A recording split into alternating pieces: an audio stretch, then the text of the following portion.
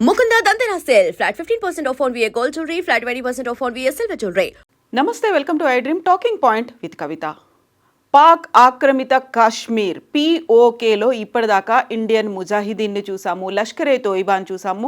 Very రీసెంట్గా పహల్గామ్లో attack చేసినటువంటి the resistant front కూడా ఉగ్రవాద కార్యకలాపాలు తీవ్ర స్థాయిలో జరుపుతున్నటువంటి అంశం గురించి ఇప్పటిదాకా మనం మాట్లాడుకున్నాం. ఇక ఈ మూడిటికి తోడుగా సరికొత్తగా హమాస్ కూడా ఎంటర్ అయింది. హమాస్ కూడా ఎంటర్ అయింది.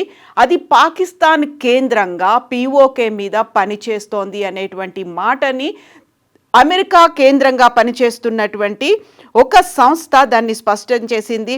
దీనికి సంబంధించి అమెరికాకు చెందినటువంటి middle east media research institute MEMRI తన లేటెస్ట్ నివేదికలో ఈ అంశాన్ని వెల్లడించింది. వెరీ రీసెంట్గా ప్రేక్షకులకు గుర్తుండే ఉంటుంది, అక్కడ హమాస్ పాలస్తీనా మధ్య గాజాకి సంబంధించి జరిగినటువంటి యుద్ధాన్ని ఆపాను అని డొనాల్డ్ ట్రంప్ చెప్పిన తర్వాత ఈ విషయం అనేది వెలుగులోకి రావడం అనేది సంచలనం కలిగిస్తోంది. ఎగ్జాక్ట్గా ఒక పీస్ ప్యాక్ట్ అనేది కుదిరింది, అక్కడ శాంతి ఒప్పందం అనేది జరిగింది. ఈ నేపథ్యంలోనే బందీలుగా ఉన్నటువంటి అక్కడ పౌరులని హమాస్ విడుదల చేస్తుంది.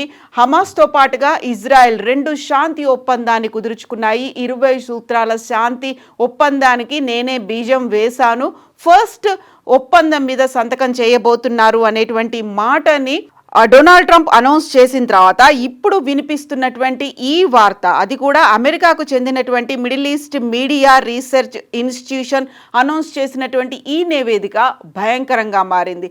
అక్టోబర్ 7న హమాస్ ఇజ్రాయెల్ మీద దాడి చేసింది. అక్కడ దాడి చేసిన తర్వాత అక్కడున్నటువంటి స్థానికులు దాదాపుగా 1300 మంది మరణిస్తే 250 మందిని బందీలుగా చేసుకొని హమాస్ తనతో పాటుగా తీసుకెళ్ళింది. ఆ బందీలను విడుదల చేయాలి అనే దాంతోనే శాంతి ఒప్పందం అనేది స్టార్ట్ అయింది. బట్ MEMRI చెప్తున్నటువంటి ఈ నివేదికను బట్టి చూస్తే 2023 నుంచే హమాస్కు చెందినటువంటి ప్రతినిధి నాజీ జహీర్ అనేటువంటి ప్రతినిధి పాకిస్తాన్లో విపరీతమైనటువంటి కార్యకలాపాల్లో పాల్గొంటున్నారు. అక్కడ ముస్లిం సంస్థలు కావచ్చు, లేకుంటే అధికారికంగా ఇండియన్ ముజాహిదీన్తో పాటుగా లష్కరే తోయిబా ఇలాంటి ఉగ్రవాద సంస్థలు నిర్వహిస్తున్నటువంటి కార్యకలాపాల్లో ఆయన పాల్గొంటున్నాడు, ఒక కీ రోల్ పోషిస్తున్నాడు అని MEMRI అయితే తన లేటెస్ట్ నివేదికలో వెల్లడించింది. ఇది అమెరికా నుంచి పనిచేస్తుంది, మిడిల్ ఈస్ట్ ఏషియాలో ఉన్నటువంటి సంస్థల మీద అది అధ్యయనం చేస్తుంది. తన నివేదికల్ని ఇంగ్లీష్తో పాటుగా పర్షియన్ లాంగ్వేజ్, ఉర్దూ, అరబిక్ భాషల్లో కూడా MEMRI అయితే వెల్లడిస్తోంది. సో 251 మందిని బందీలుగా తీసుకెళ్లిపోయిన తర్వాత ప్రతీకారంతో రగిలిపోయినటువంటి ఇజ్రాయెల్ హమాస్ మీద దాడులు చేసింది. హమాస్ని భూస్థాపితం చేస్తామని కూడా హెచ్చరించింది. ఆ తర్వాత జరిగినటువంటి దాడుల్లో హమాస్కి చెందినటువంటి అగ్రనేతలు, పెద్దలు ఎవరైతే ఉన్నారో వారందరూ హతమయ్యారు అని ఇజ్రాయెల్ కూడా అనౌన్స్ చేసింది. బట్ పాకిస్తాన్ నుంచి మాత్రం నాజీ జహీర్ తీవ్రవాద కార్యకలాపాలను చేస్తున్నారు, అక్కడ ఉద్రేకపరిచే రెచ్చగొట్టే ప్రసంగాలను చేస్తున్నాడు అంటూ MEMRI కూడా తన తాజా నివేదికలో వెల్లడించింది. యాక్చువల్గా హమాస్ అంతమవుతుంది అనుకున్నటువంటి క్రమంలో అమెరికా జోక్యం చేసుకోవడం అనేది ఇప్పుడు కలిసి వచ్చినటువంటి అంశంగా కూడా భావిస్తోంది MEMRI.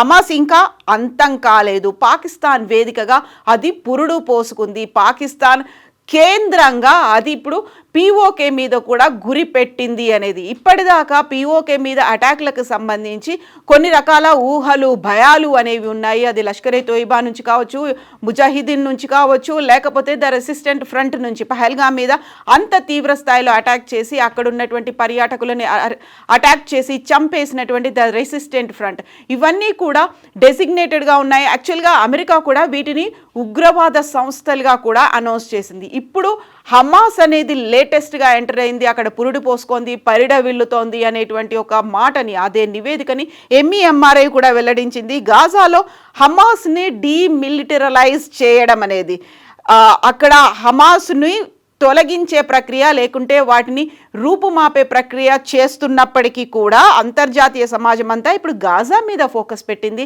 ఇజ్రాయెల్ కావచ్చు, హమాస్ నుంచి కావచ్చు, వారిని అక్కడి నుంచి తొలగించేలా తరిమివేసేలా చేయడం అనేది, ఉగ్రవాద చర్యలు అక్కడ జరగకుండా ఉండాలి అనేది అమెరికా జోక్యంతో పాటుగా అంతర్జాతీయ సమాజం అంతా అక్కడ దృష్టి పెట్టినప్పటికీ కూడా పాకిస్తాన్లో ఇప్పుడు వేళ్ళూనుకుంటున్నటువంటి హమాస్ అటాక్ అనేది ఇప్పుడు యాక్చువల్గా ఇజ్రాయెల్ గాజా మీద దాడి చేసింది, హమాస్ మీద చేసినటువంటి దాడిని కూడా మొత్తం అంతర్జాతీయంగా ఉన్నటువంటి ఇస్లామిక్ సమాజం మీద దాడి చేసినట్టుగా నాజీ జహీర్ కూడా గతంలోనే అనౌన్స్ చేశారు.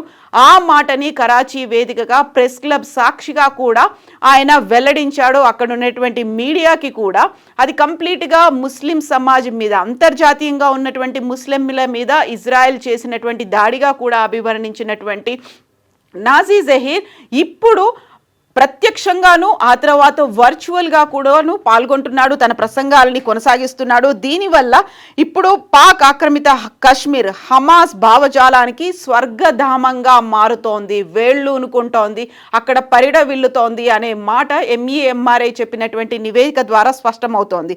ఇవి కేవలం అక్కడ హమాస్ పాకిస్తాన్ ఆక్రమిత కశ్మీర్ పీఓకే మీద అటాక్ చేస్తుందా అనేది కేవలం భయాలు, ఊహలు మాత్రమే కాదు, ఇవి త్వరలోనే నిజమయ్యే అవకాశాలు ఉన్నాయి అనేటువంటి నివేదిక కూడా దీని ద్వారా అర్థమవుతోంది. హమాస్కి పాకిస్తాన్ అనేది కొత్త గ్రౌండ్గా మారింది, ఒక ఫర్టైల్ ల్యాండ్గా మారింది అనేటువంటి మాట నిజంగా భయంకరమైనటువంటి సంచలనంగా మారేటువంటి అవకాశం ఉంది. ఉగ్రవాదంపై పాకిస్తాన్ మేము కూడా పోరాటం చేస్తున్నాము అని చెప్తున్నప్పటికీ, అండ్ అమెరికా కూడా నాటోయేతర దేశంగా పాకిస్తాన్ని తమ మిత్ర దేశంగా భావిస్తూ వస్తున్నప్పుడు ఇప్పుడు పాకిస్తాన్ తాము హమాస్కి చోటివ్వలేదు, హమాస్ లీడర్లు మా దగ్గర లేరు అనేటువంటి మాటని గట్టిగా చెప్పడంతో పాటుగా అమెరికా కూడా ఎలాంటి డెసిషన్ తీసుకోబోతోంది హమాస్ మీద, at the same time Pakistan sponsor చేస్తున్నటువంటి హమాస్కి ఇచ్చినటువంటి గ్రౌండ్ మీద కూడా అమెరికా ఏం చేయబోతోంది. ఇప్పటికీ అమెరికాకి మిత్ర దేశంగా పాకిస్తాన్ ఉంది కాబట్టి పాకిస్తాన్ తన భవిష్యత్తుని, అందులో హమాస్కి ఉన్నటువంటి ఒక బేస్ని అది న్యూట్రలైజ్ చేస్తుందా అనే దాని మీద ఆల్రెడీ మనకి ఆపరేషన్ సింధూర్, పహల్గామ్ అటాక్ తర్వాత ద రెసిస్టెంట్ ఫ్రంట్ చేసిన తర్వాత మన త్రివిధ దళాలు కూడా పాకిస్తాన్లోకి చొచ్చుకు వెళ్ళిపోయాయి. ఒక లాంగెస్ట్ కిల్ని 300 కిలోమీటర్ల మేర దూసుకెళ్ళిపోయి అక్కడున్నటువంటి మిలిటరీ బేస్ క్యాంపులని ధ్వంసం చేశాయి, 9 మిలిటరీ స్థావరాలను ధ్వంసం చేశామని చెప్పినప్పటికి కూడా ఇప్పుడు జరుగుతున్నటువంటి ఈ లేటెస్ట్ ఉగ్రవాద సంస్థ పాకిస్తాన్ దాకా రావడం, గతంలోనూ కేవలం అక్కడ గాజాలో మాత్రమే ఉంది, లేకపోతే ఇజ్రాయెల్ మీద అటాక్స్ చేసింది అని చెప్పినప్పటికీ టార్గెట్ భారతదేశం మీద ఉండడం, ఈ ఇండికేషన్ ఏమైనా మన భారత రక్షణ శాఖ మంత్రి రాజ్నాథ్ సింగ్ దగ్గర, ఇంటెలిజెన్స్ దగ్గర, త్రివిధ దళాల దగ్గర ఉందా? ఎందుకంటే ప్రతిసారి పదే పదే విజయదశమి దగ్గర నుంచి ఇప్పటిదాకా చెప్తూ వస్తున్నటువంటి మాట, ఒకవేళ పాకిస్తాన్ కనుక తోక జాడిస్తే, ఒకవేళ పాకిస్తాన్ కనుక ఉగ్రవాదానికి ఊపుతం ఇచ్చేటువంటి చర్యలు చేస్తే ప్రపంచ పటంలోనే పాకిస్తాన్ ఉనికి లేకుండా చేస్తాము. గతంలో ఆపరేషన్ సింధూర్కి సంబంధించి కొంచెం పాజ్ బటన్ చేశాము, సహనం సంయమనంతో వ్యవహరించాము, బట్ ఈసారి మాత్రం తీవ్ర స్థాయిలో దాడులుంటాయి, పాకిస్తానే లేకుండా పోతుంది అనే మాట. సో ఇప్పుడు నాజీ జహీర్ చేస్తున్నటువంటి ఉగ్రవాద కార్యకలాపాలు, లేకుంటే రెచ్చగొట్టేలా ప్రసంగాలు కావచ్చు, అక్కడ అందరినీ ఏకం చేసే ప్రయత్నాలు, దీంతో పాటుగా ఆల్రెడీ ఉన్నటువంటి ఉగ్రవాద సంస్థలకు తోడుగా హమాస్ కూడా యాడ్ అవ్వడం, వీటన్నిటికీ సమాచారం మన నిఘా సంస్థల దగ్గర ఉందా? అందువల్లే ప్రతిసారి పదే పదే రక్షణ శాఖ మంత్రి త్రివిధ దళాలతో పాటుగా ఇండైరెక్ట్గా ప్రధానమంత్రి నరేంద్ర మోదీ కూడా చెప్తున్నటువంటి మాటలు పాకిస్తాన్ బేస్గా జరుగుతున్నటువంటి ఉగ్రవాద కార్యకలాపాల గురించి. ఎట్ ద సేమ్ టైం దేవుడి అనుగ్రహం ఉంటే పాకిస్తానీ ప్రపంచ పటంలో లేకుండా చేస్తాం, బట్ ఇప్పటికైతే అక్కడ ఉగ్రవాదం వేళ్ళూనుకుంది. అందులోనూ పర్టికులర్గా హమాస్ బేస్ గాజా నుంచి కూడా వచ్చింది. అక్కడ తీవ్ర స్థాయిలో ఉన్నటువంటి హమాస్ తగ్గుముఖం పట్టింది, అక్కడ ఉన్నటువంటి అగ్రనేతలందరూ చనిపోయారు అని చెప్పినప్పటికి కూడా ఇప్పుడు ఎంఈఎంఆర్ఐ ఇచ్చినటువంటి నివేదికకు సంబంధించి చూస్తే పాకిస్తాన్ ఏం చేయబోతోంది అనేది, ఒక ఇప్పటికీ వేళ్ళూనుకుంటోంది, పురుడు పోసుకుంది, ఆల్రెడీ వేళ్ళూనుకుంటోంది అని చెప్తున్నటువంటి ఈ సమాచారాన్ని బేస్ చేసుకొని చూసుకుంటే ఏం జరగబోతోంది అనేది కూడా పెద్ద ఎత్తున ఇప్పుడు చర్చ కూడా మొదలైంది. ఎంఈఎంఆర్ఐ ఇచ్చినటువంటి నివేదిక పట్ల, హమాస్ పట్ల ఇస్లామాబాద్ వ్యవహరిస్తున్న తీరు స్పష్టం చేస్తోంది అనేటువంటి మాటను కూడా ఈ ఎంఈఎంఆర్ఐ ప్రాజెక్ట్ డైరెక్టర్ అన్నా మజహర్ బర్తుకి ఆయన వెల్లడించినటువంటి మాటను బట్టి చూస్తే 2023 అక్టోబర్ నుంచి పాకిస్తాన్లో జహీర్ ఉనికి చాలా విస్తరించింది.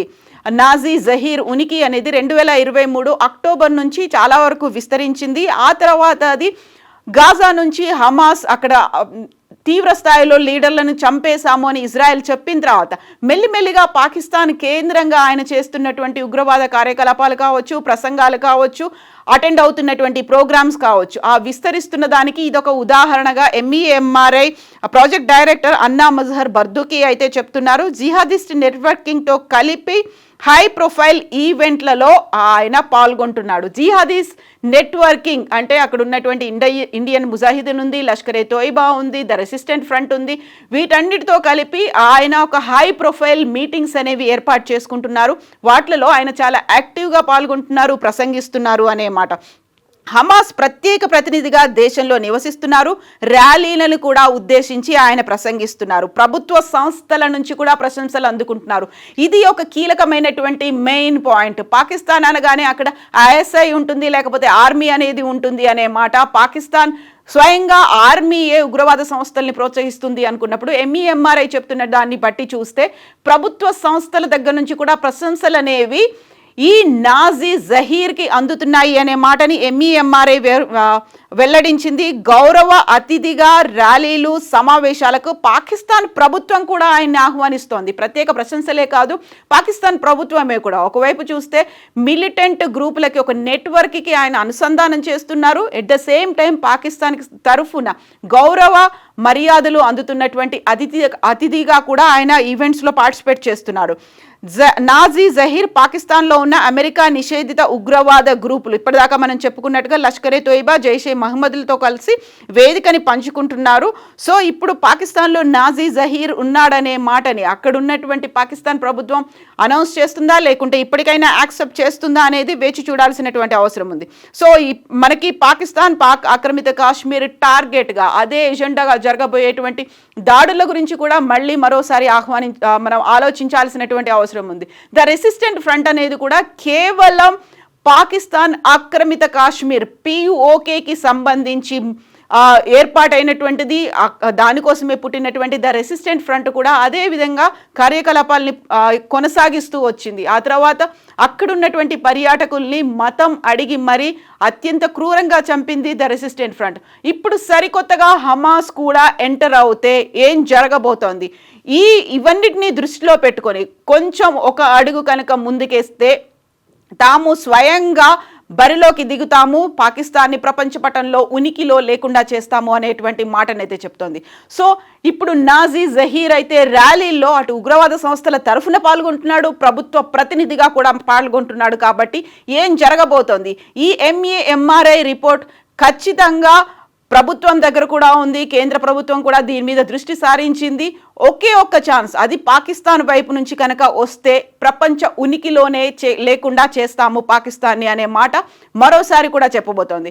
సో ఈ పాకిస్తాన్ ఉగ్రవాద కలాపాలకు స్వయంగా స్పాన్సర్ చేస్తున్న దానికి అడిషనల్గా హమాస్ కూడా యాడ్ అయిపోయింది. దాని మీద అందరూ ఇప్పుడు దృష్టి సారించాల్సినటువంటి పరిస్థితి కూడా వచ్చింది. సో పహల్గామ్ లాంటి మరొక అటాక్ కూడా జరగబోతోందా అనేటువంటి మాట ఎక్స్ ఆర్మీ మెన్ ర్యాలీలో కూడా మనం ఆ మాటని విన్నాము. ఇలాంటి వాటికి 1961లో జరిగినటువంటి అటాక్లో, పాకిస్తాన్తో జరిగినటువంటి యుద్ధంలో గెలుపొందినటువంటి అప్పుడు పార్టిసిపేట్ చేసినటువంటి ఎక్స్ ఆర్మీ మెన్ ర్యాలీలో కూడా మన ఆర్మీ చీఫ్లు చెప్తున్నటువంటి మాటను చూసాం. సో ఇప్పుడు అలాంటి ఉగ్రదాడికి సంబంధించి ప్లాన్లు ఏమైనా వేస్తున్నారా? ఈ ఎంటైర్ ఎపిసోడ్లో పాకిస్తాన్ని ఒక ద్రోహిగా చూపించడం, లేకుంటే పాకిస్తానే మూల కేంద్రం, పాకిస్తాన్ నుంచే బేస్ అనే మాటని అమెరికా ఒప్పుకుంటుందా? ఇప్పుడు పాకిస్తాన్ని మిత్ర దేశంగా భావించడం మానేసి నాటో ఇతర దేశాలకు సంబంధించి ఒక కూటమిలో పాకిస్తాన్ ఒక కీ రోల్ కూడా ఉంది. మరి అమెరికా ఎలాంటి రోల్ ప్లే చేయబోతోంది? పాకిస్తాన్ని బ్యాన్ చేస్తుందా, మిత్రదేశంగా తొలగిస్తుందా? ఇప్పుడు అక్కడ ఉన్నటువంటి టెర్రర్ గ్రూపులకు తోడు హమాస్ అనేది యాడ్ అయింది కాబట్టి ఎలా పాకిస్తాన్ రియాక్ట్ అవబోతోంది, అమెరికా రియాక్షన్స్ ఎలా ఉండబోతున్నాయి? మీరేమనుకుంటున్నారో కామెంట్స్ రూపంలో తెలియజేయండి.